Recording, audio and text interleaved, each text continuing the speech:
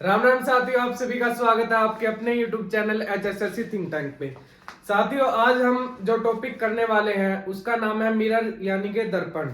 दर्पण जिसमें हम अपने शक्ल देखते हैं सुबह उठ के या फिर तैयार होने के लिए जिस ग्लास का यूज करते हैं, यानी कि पॉलिश्ड ग्लास अगर हम कहें टेक्निकल टर्म में पॉलिश्ड ग्लास का यूज करते हैं, उस ग्लास को क्या बोलते हैं? उसे दर्पण यानी कि मिरर कहा जाता है। चलो ज्यादा समय ना लगाते हुए अपने टॉपिक की ओर बढ़ते हैं।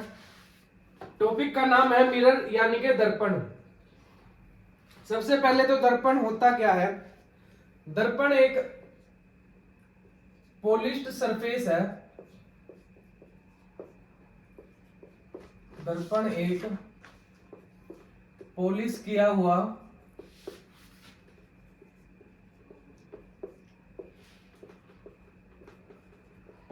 हुआ सरफेस है जो अपने ऊपर पड़ने वाली सभी प्रकाश किरणों को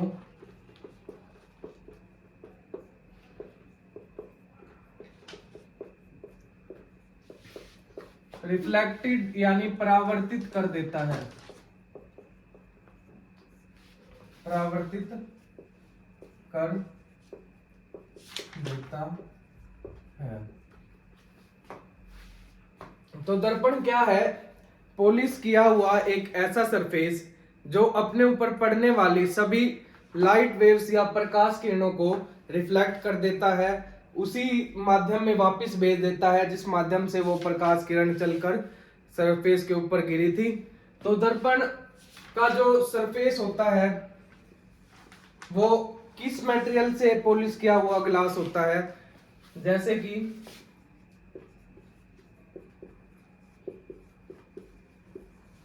ग्लास यानी शीशा होता है, जो शीशे को अगर सिल्वर पॉलिश कर दी जाए तो वो मिरर बन जाता है। सिल्वर। तो जो ग्लास के ऊपर कोटिंग की होती है एक मटेरियल की, जिससे वो अपने ऊपर पड़ने वाली हर एक प्रकाश किरण को परावर्तित कर देगा, तो वो कोटिंग किस मटेरियल की होती है? वो सिल्वर की होती है। एग्जाम में कई बार क्वेश्चन डायरेक्टली पूछ लिया जाता है कि मिरर बनाने के लिए किस मटेरियल का प्रयोग किया जाता है जो अपने ऊपर पड़ने वाली सभी प्रकाश किरणों को परावर्तित कर देगा? तो उसका आंसर क्या होगा? सिल्वर।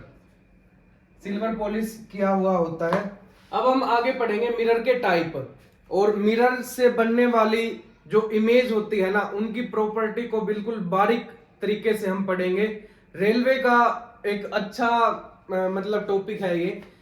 ज्यादातर क्वेश्चन आते हैं रेलवे के एग्जाम में मिरर से रिलेटेड, जैसे कि ये लगा लो कि प्लेन मिरर पे अगर कोई वस्तु का दर्पण में अगर उसके ऊपर रिफ्लेक्शन जा रहा है तो उसका इमेज है, कहाँ बनेगा, कैसे बनेगा, तो उससे संबंधित क्वेश्चन बहुत बार एग्जाम में पूछे जाते हैं। इन सभी क्वेश्चनों को हम अच्छे तरीके से अभी पढ़ेंगे। तो बात करते हैं मिरर के टाइप की। तो सबसे पहले जो टाइप आज हम पढ़ने वाले हैं उसका नाम है प्लेन मिरर यानी कि समतल दर्पण। प्लेन मिरर, समतल दर्पण।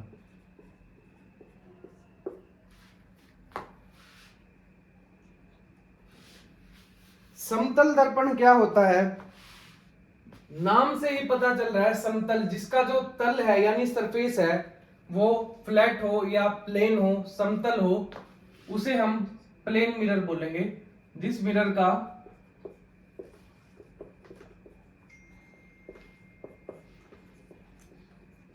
का सरफेस है वो समतल हो, उसे क्या कहा जाएगा? उसे प्लेन मिरर या समतल दर्पण कहा जाएगा। प्लेन मिरर की एक खास बात होती है कि इसकी रेडियस ऑफ कर्वेचर जो होती है ना, जिसे हम वक्रता त्रिज्या भी बोलते हैं, वो अनंत होती है, या इंफिनिटी में उसको हम बोलते हैं। रेडियस ऑफ कर्वेचर वक्रता त्रिज्या। अब आप बोलोगे कि ये वक्रता त्रिज्या किस बला का नाम है? वक्रता त्रिज्या क्या होती है? मान लो कोई भी कर्व वाली ऑब्जेक्ट है, मान लो ये ऑब्जेक्ट है, अगर इस ऑब्जेक्ट को हम इसी वे में कंटिन्यू करते हैं दोनों तरफ से, तो ये कहीं ना कहीं जाके एक सर्कल का पार्ट होगा, और उस सर्कल के सेंटर से, मान लो यहाँ पे उसका सेंटर है, तो इस सेंटर से इसकी एक त्रिज्या भी होगी, जिसे इसकी दर्पण की वक्रता त्रिज्या का नाम दिया जाएगा। तो रेडियस ऑफ कर्वेचर जो होती है उसका सिंपली मीन अगर हम समझे तो ये होता है कि कोई भी कर्व शेप की जो वस्तु है वो किसी न किसी एक सर्कल का पार्ट होती है, और उस सर्कल के सेंटर से और उस कर्व तक का जितना डिस्टेंस होता है उसे हम उस सर्कल की रेडियस ऑफ कर्वेचर या वक्रता त्रिज्या कहते हैं। अगर मान लो कोई समतल दर्पण है तो उसकी रेडियस ऑफ कर्वेचर जो होगी वो अनंत होगी, यानी कि इंफिनिटी होगी। अगर एग्जाम में क्वेश्चन आ जाता है कि एक समतल दर्पण की वक्रता त्रिज्या कितनी होती है, ऑप्शन दे दिया जाएगा 10 सेंटीमीटर, 20 सेंटीमीटर, 100 सेंटीमीटर या अनंत, तो उसका आंसर होगा अनंत होती है। जो समतल दर्पण होता है उसकी वक्रता त्रिज्या अनंत होती है। अब हम पढ़ेंगे इमेज कितने प्रकार की होती है।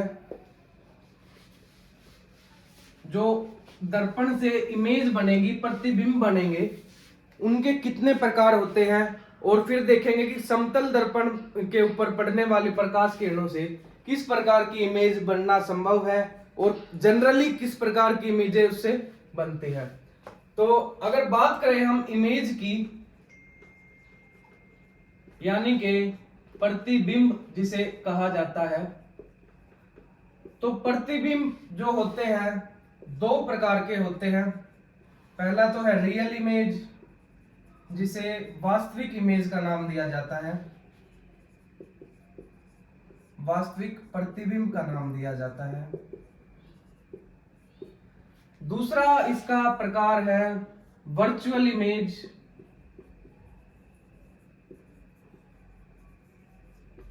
जिसे आभासी प्रतिबिंब कहा जाता है,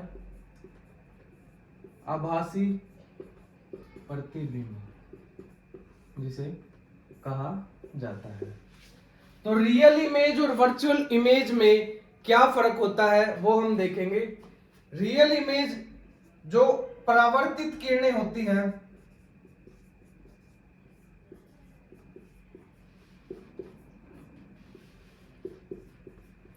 परावर्तित किरणें जिसमें वास्तव में एक दूसरे से मिले, तो इस प्रकार की इमेज जो बनेगी जिसमें रिफ्लेक्टेड किरणें हैं, जो परावर्तित किरणें हैं, वो किसी न किसी पॉइंट पे जाकर एक दूसरे से मिलती है, तो उससे जो इमेज बनेगी वो तो कहलाएगी रियल इमेज यानी वास्तविक प्रतिबिंब। जिन इमेज में या जिन प्रतिबिंब में जो परावर्तित किरणें हैं वो वास्तव में एक दूसरे से ना मिले, परावर्तित किरणें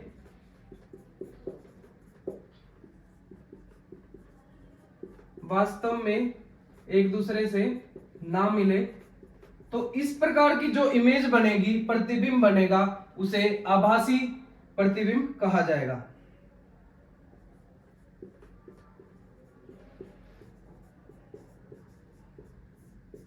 दर्पण से आभासी प्रतिबिंब बनते हैं, यानी वर्चुअल इमेज है वो बनती है।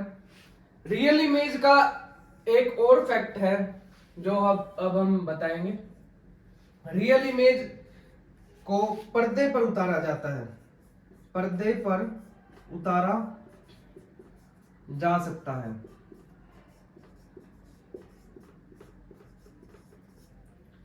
यानी जो सिनेमा घर में प्रोजेक्टर की सहायता से एक बड़ी स्क्रीन पर फिल्म चलाई जाती है, वो किस प्रकार की इमेज होती है, वो रियल इमेज होती है। आभासी प्रतिबिंब को पर्दे पर उतारा नहीं जा सकता। किसी प्रोजेक्टर की सहायता से अगर हम कोशिश करें कि जो वर्चुअल इमेज है उसको हम किसी पर्दे पर लाने की कोशिश करें, तो ऐसा संभव नहीं है। केवल रियल इमेज यानी जो वास्तविक प्रतिबिंब है उन्हीं को पर्दे पर उतारा जा सकता है।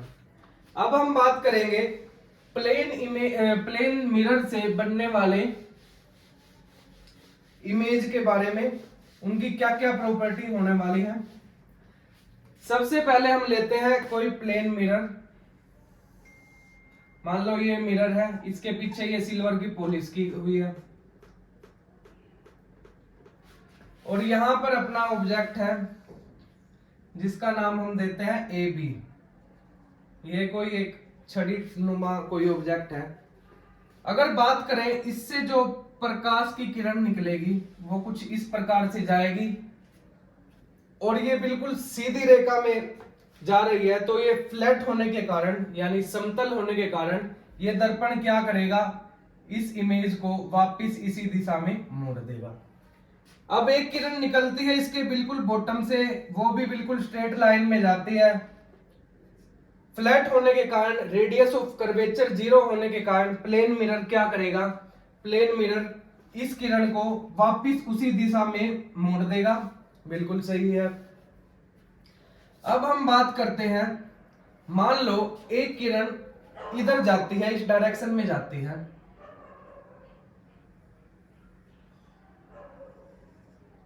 और यहां इस पॉइंट पे मान लो टकराती है और टकराने के बाद क्या होगा, रिफ्लेक्ट होगी रे और ये वापस इसी मीडियम में या इसी प्लेन में वापस आएगी कुछ इस प्रकार से।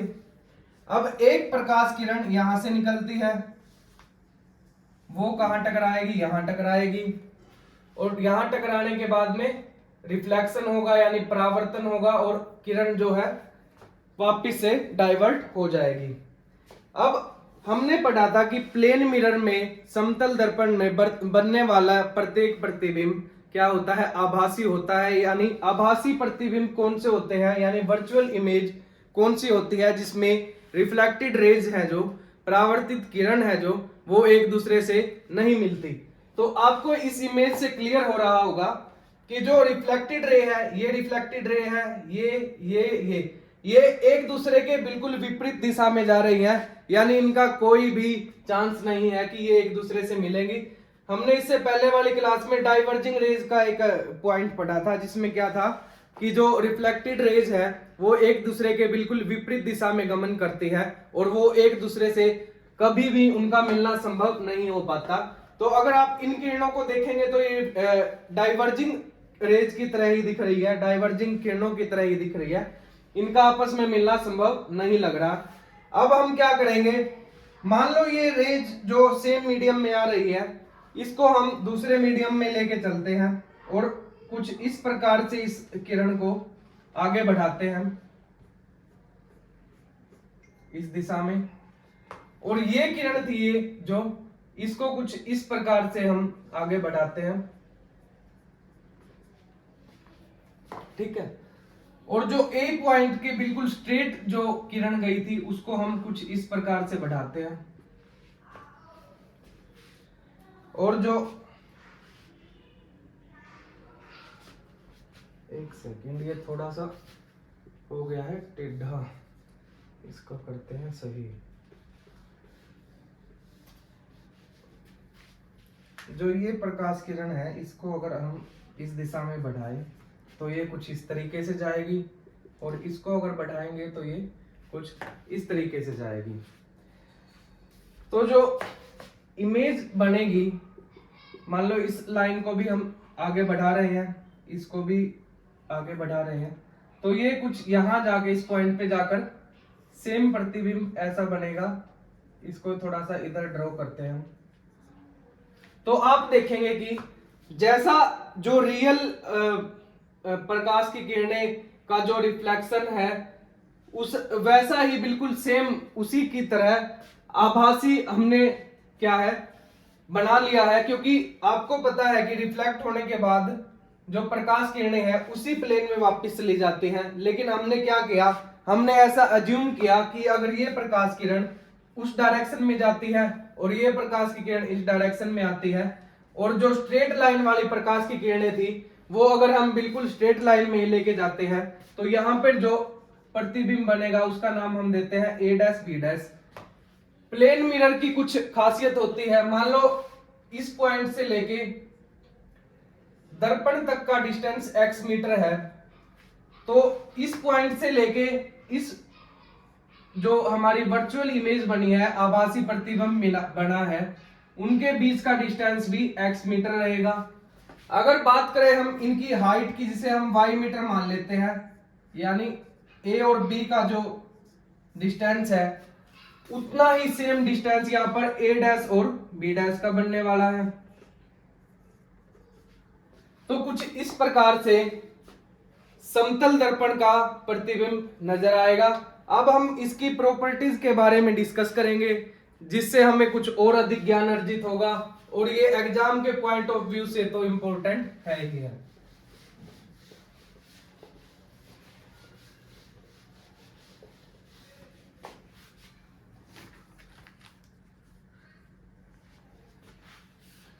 तो इसकी प्रॉपर्टी क्या रहने वाली है? प्रॉपर्टीज की अगर बात करें, सबसे पहले तो हमने देखा था पीछे जो इमेज हमने ड्रॉ की थी समतल दर्पण की, उसमें क्या था? सबसे पहली प्रॉपर्टी तो यही है इसकी कि वर्चुअल बनती है इमेज, वर्चुअल इमेज होती है, यानी आभासी प्रतिबिंब समतल दर्पण से बनता है। और दूसरा इरेक्ट होती है, यानी कि सीधा प्रतिबिंब इससे हमें प्राप्त होता है, यानी कि समतल दर्पण से बनने वाले प्रतिबिंब आभासी और सीधे होंगे। दूसरी प्रॉपर्टी की अगर बात करें तो साइज की अगर बात करें, जो ए बी का साइज था, मान लो कुछ इस तरह से था ए बी, और दर्पण के बाद में जो आभासी प्रतिबिंब बना था जिसे हमने ए डैश बी डैश का नाम दिया था, तो ए बी की जो हाइट थी इज इक्वल टू थी ए डैश बी डैश के, यानी कि वस्तु का आकार, प्रतिबिंब का आकार वस्तु के आकार के बराबर होगा। प्रतिबिंब का आकार क्या होगा? सेम होगा, सेम एज ऑफ ऑब्जेक्ट, यानी वस्तु के आकार के जितना ही प्रतिबिंब का आकार रहने वाला है। और तीसरी प्रॉपर्टी की अगर इसकी बात करें, हमने देखा था कि जो हमारा आभासी प्रतिबिंब बना था वो दर्पण के पीछे वाली साइड में बना था, जिसको हमने अज्यूम किया था उसकी रेज वास्तविक में इस तरह से एक दूसरे से इंसेक्ट नहीं करती, मिलती नहीं है एक दूसरे से। तो जो इमेज बनेगी दर्पण के पीछे बनेगी, दर्पण के पीछे बनेगा प्रतिबिंब, यानी प्रतिबिंब की जो अवस्था रहने वाली है वो दर्पण के पीछे होने वाली है। अगर बात करें हम इसकी चौथी प्रॉपर्टी की, तो ये लेटरल इन्वर्टेड होता है, जिसका मतलब होता है पार्श्वी उल्टा। लेटरली इन्वर्टेड, इन्वर्टेड का मतलब होता है उल्टा, यानी इसकी जो इमेज बनने वाली है वो पार्श्व उल्टा बनेगी। पार्श्व उल्टा का मतलब क्या होता है? मान लो मेरे सामने एक दर्पण लगा हुआ है, दर्पण कौन सा? प्लेन दर्पण, यानी प्लेन मिरर, समतल दर्पण लगा हुआ होता है। अगर मैं अपना कान राइट वाला पकड़ता हूं तो मुझे दर्पण में लेफ्ट वाला पकड़ा हुआ मिलेगा, और जबकि अगर मैं लेफ्ट अपने ईयर को पकड़ता हूं तो दर्पण में मुझे दिखेगा कि जैसे मैंने अपना राइट ईयर को पकड़ा हुआ है। तो इसका मतलब जो लेटरली इन्वर्टेड इमेज है वो बनेगी समतल दर्पण में, पार्श्वी उल्टी होंगी, यानी लेफ्ट वाला जो हिस्सा है वो राइट में शो होगा हमें, और राइट वाला हिस्सा जो है वो लेफ्ट में शो होगा। रीजनिंग में क्वेश्चन आते हैं मिरर से रिलेटेड कि कोई वो दी जाती है, मान लो ये कोई संख्या है 9EWOT, इसको अगर मिरर में देखेंगे तो कैसे दिखेगी? तो ये जो लेफ्ट राइट वाला पार्श्व उल्टा वाला कॉन्सेप्ट है उसके अकॉर्डिंग हम उसका सही उत्तर कर पाएंगे। यानी प्लेन दर्पण में जो प्लेन मिरर में जो इमेज बनने वाली है वो पार्श्व उल्टा होगी, यानी लेटरली इन्वर्टेड होगी। अब हम आगे बढ़ते हैं, इसकी कुछ और प्रॉपर्टी के बारे में, कुछ और दिलचस्प तथ्यों के बारे में पढ़ते हैं। अगर हम बात करें इसकी अगली प्रॉपर्टी की, अगर ये मिरर है, मान लो यहां पे कोई ऑब्जेक्ट है और ये v वेलोसिटी से यानी v वेग से बढ़ रहा है, तो दर्पण में वो 2v वेलोसिटी से यानी जो प्रतिबिंब बनेगा वो 2v वेलोसिटी से यानी उसका डबल हमें वेग से आता हुआ अपनी तरफ दिखेगा।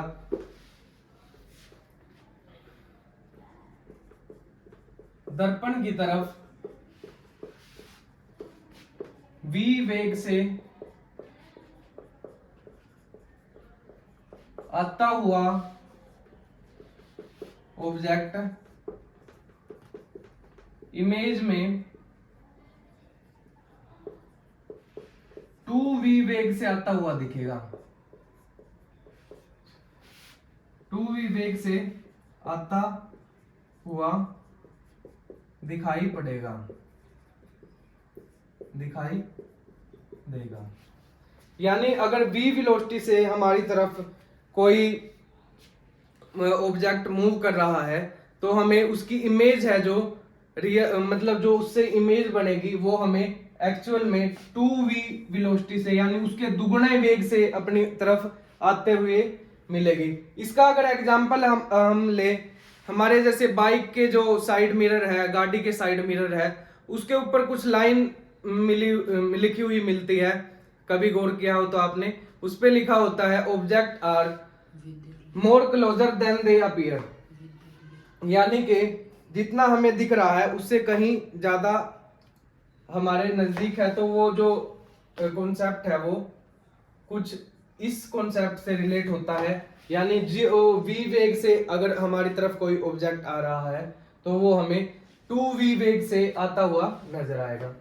अब आगे बढ़ते हैं इसकी अगली प्रॉपर्टी की तरफ, जिसमें हम क्या पढ़ेंगे।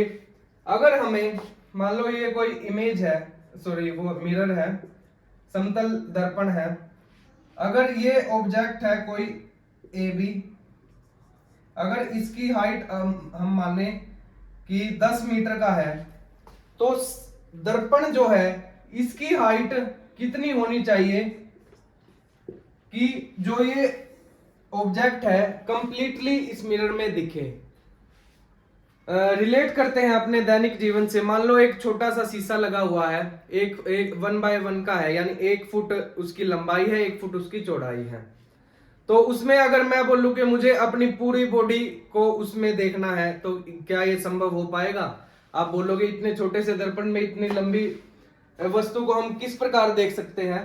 तो जो एग्जैक्ट इनका रेशियो है हाइट का, दर्पण की हाइट और ऑब्जेक्ट की हाइट का, तो इनका जो एग्जैक्ट रेशियो है वो किस रेशियो में होता है कि हमें जो ऑब्जेक्ट की हाइट है वो कंप्लीटली मिरर में दिखाई पड़ सके। तो जो हाइट इसकी एग्जैक्ट होती है दर्पण की ऊंचाई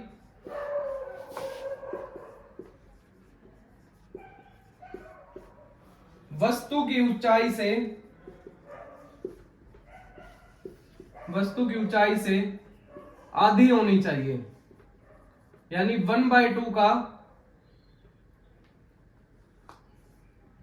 आधी होनी चाहिए। 1/2 का रेशियो रहता है इनका। एग्जाम्पल के द्वारा क्लियर करेंगे इस बात को। मान लो ये एक दर्पण लगा हुआ है, इसकी हाइट हमें नहीं पता, और ये एक व्यक्ति यहां खड़ा है, मान लो इसकी हाइट है 170 सेंटीमीटर। तो दर्पण की हाइट कितनी होनी चाहिए कि हमें इस व्यक्ति का पूरा प्रतिबिंब इस दर्पण में नजर आ सके? तो 170 का हाफ आप कर दो, यानी 85 सेंटीमीटर कम से कम दर्पण की ऊंचाई होनी चाहिए ताकि हम अपनी पूरी बॉडी को उसके अंदर देख सके। या आपको सीधा सा क्या करना है, जो ऑब्जेक्ट की हाइट दी हुई है उसका हाफ कर देना है, यानी कि मिनिमम जो ऊंचाई हमें दर्पण की चाहिए अपनी पूरी बॉडी को या किसी ऑब्जेक्ट को कंप्लीटली उसका इमेज प्रतिबिंब अगर दर्पण में हमें देखना है तो उसका हाफ कर देंगे तो दर्पण की ऊंचाई हमें मालूम हो जाएगी। अब आगे बढ़ते हैं, इसकी एक और प्रॉपर्टी के बारे में पढ़ेंगे। इस प्रॉपर्टी में क्या बताते हैं ये, मान लो हम परावर्तित किरणें जो है, परावर्तित, ये प्रॉपर्टी बाद में पढ़ेंगे, इससे पहले हम पढ़ते हैं नंबर ऑफ इमेज वाली प्रॉपर्टी जो काफी इंपॉर्टेंट है। सबसे पहले तो किसी दर्पण में बनने वाली इमेज की जो संख्या होती है, प्रतिबिंब की संख्या होती है, वो हमेशा विषम संख्या में होती है, यानी हमेशा विषम संख्या में प्रतिबिंब बनेंगे।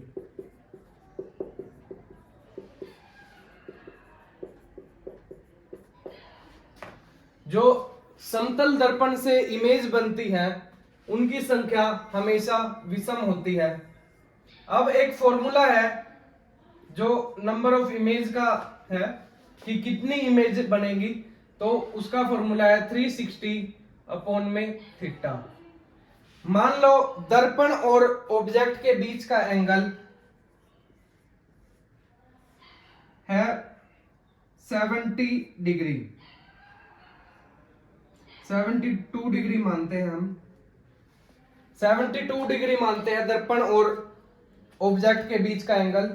तो अगर हमें ये ज्ञात करना है कि इससे कितनी इमेज बनेगी या नंबर ऑफ इमेज कितना रहने वाला है, तो 360 को डिवाइड करेंगे उनके बीच के एंगल को। मान लो उनके बीच का एंगल है 72 डिग्री, तो ये 5 पे कट रहा है। अगर ये संख्या विषम आती है तो ये आंसर होता है करेक्ट। अगर मैं बोलूं कि उनके बीच का एंगल है 45 डिग्री, तो 45 पे अगर इसको काटेंगे,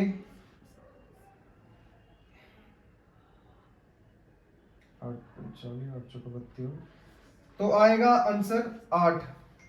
लेकिन हमने तो पढ़ा था कि हमेशा विषम संख्या में प्रतिबिंब बनते हैं, तो इस 8 में से 1 माइनस करके इसका आंसर आ जाएगा, क्योंकि किसी भी सम संख्या में से अगर 1 घटा देते हैं तो वो विषम संख्या बन जाती है। यानी जब एंगल, कोई एंगल ऐसा होता है जिसको 360 से डिवाइड करने के बाद में जो रिमाइंडर रहता है, जो शेष बचता है, वो अगर सम संख्या है तो उसमें से 1 घटा देंगे और वो संख्या विषम बन जाएगी और वही हमारी नंबर ऑफ इमेज यानी प्रतिबिंबों की संख्या हो जाएगी और वही राइट आंसर होगा।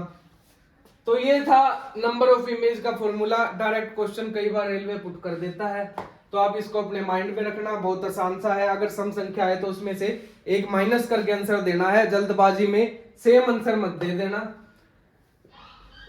अब आगे बढ़ते हैं इसकी एक और प्रॉपर्टी के बारे में।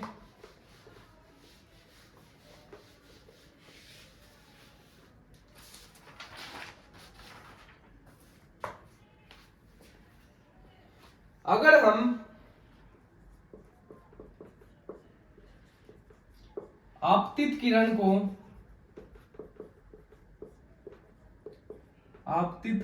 को कांस्टेंट रखते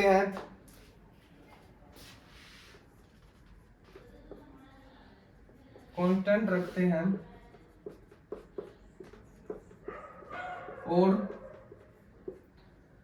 मान लो थीटा डिग्री से मिरर को मूव करते हैं, थीटा डिग्री से दर्पण को चेंज करते हैं, तो रिफ्लेक्टेड जो रे है यानी परावर्तित किरणें हैं उन पर कितने डिग्री का इफेक्ट आएगा, तो उन पर 2 थीटा डिग्री का इफेक्ट आएगा।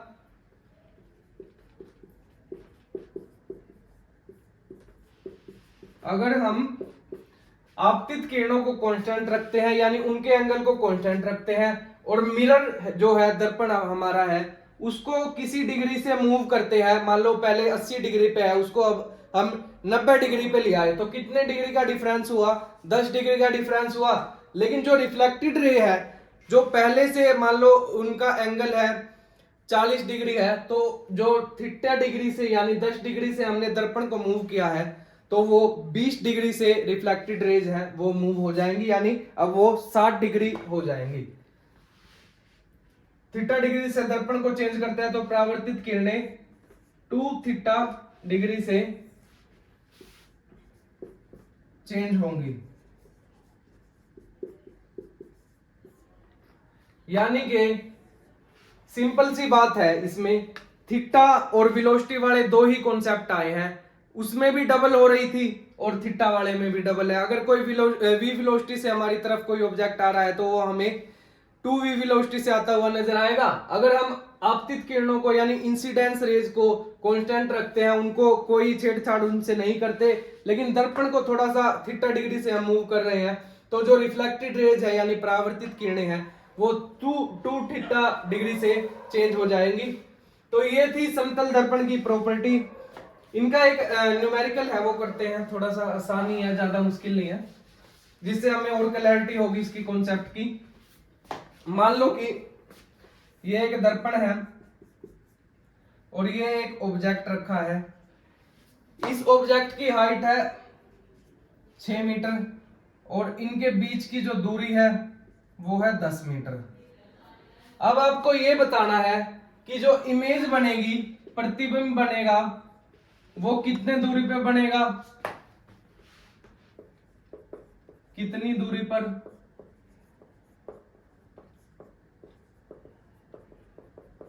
बनेगा, और इमेज की हाइट,